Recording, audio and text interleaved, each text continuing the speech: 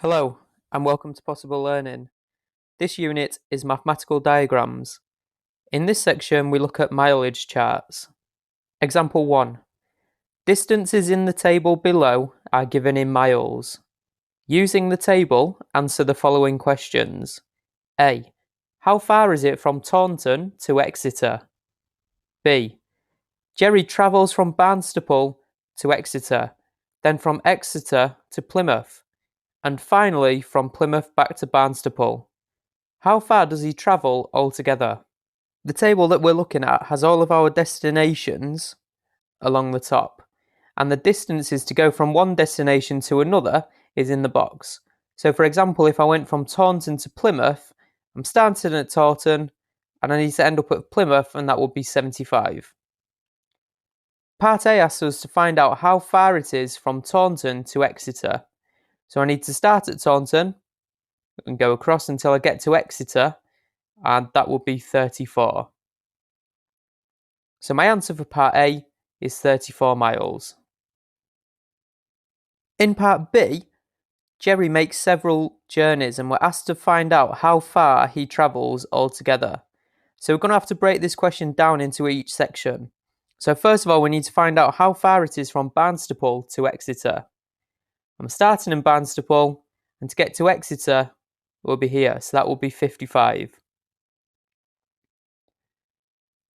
I then need to find out how far it's going to be from Exeter to Plymouth. So starting in Exeter and down to Plymouth is 44.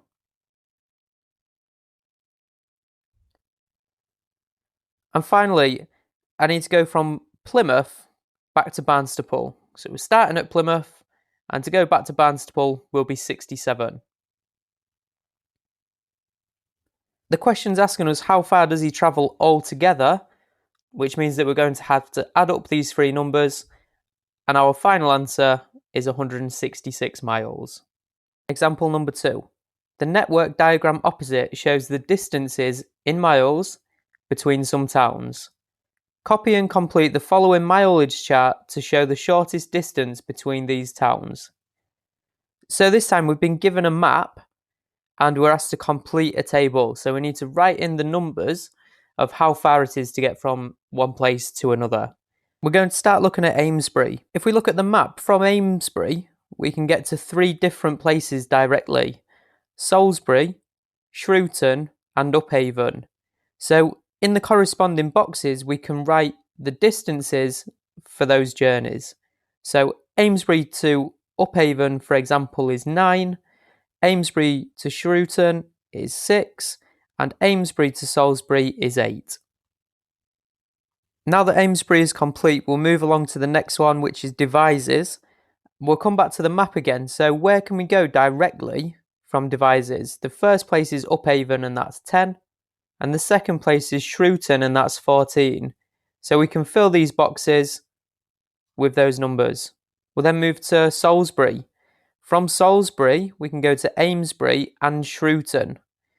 We've already got Amesbury filled in, so we can add in 11 between Salisbury and Shrewton. Upavon is the last place, and the only places we can go to from Upavon are Amesbury and Devizes, and they are already completed. We can now fill out the rest of the remaining values. Between Amesbury and Devizes, we need to use the 2 columns that these are based on to find out this missing value. And what we're going to do is add together the numbers that are next to each other. So for example, 8 and, well, we don't know what that is yet, so we can't use that one. 6 and 14, that will be 20. And here we've got 9 and 10, which is 19. We need to use the smallest total, so 19. We can then go to Devizes to Salisbury. Again, using the 2 columns that these 2 places are based on, we need to add together the pairs of numbers. And we've only got one complete pair, which is 14 and 11, so we can add those, 25. We can then move to this square here, which will be Salisbury to Upavon. And this time, Upavon's on a row, so we'll look at the row of Upavon and the row of Salisbury. So 8 plus 9 is 17, and 25 plus 10 is 35. So 17 is the lowest, and we can write that into that box there. And finally, Shrewton to Uphaven. Looking at the row for Uphaven and the row for Shrewton, 11 plus 17 is 28, 14 plus 10 is 24, and 6 plus 9 is 15. 6 plus 9 is the shortest, so 15. And now our table is completed. The example questions are finished. On the next slide will be some exercises for you to have a go at. You'll have to pause the screen while you write down your working out and then press play when you're ready to move on to the next question.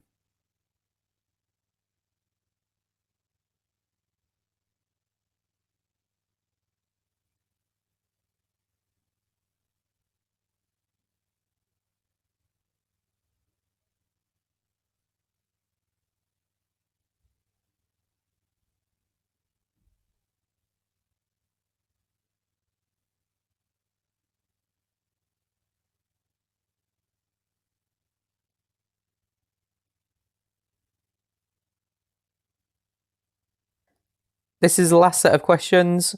On the next slide will be the answers.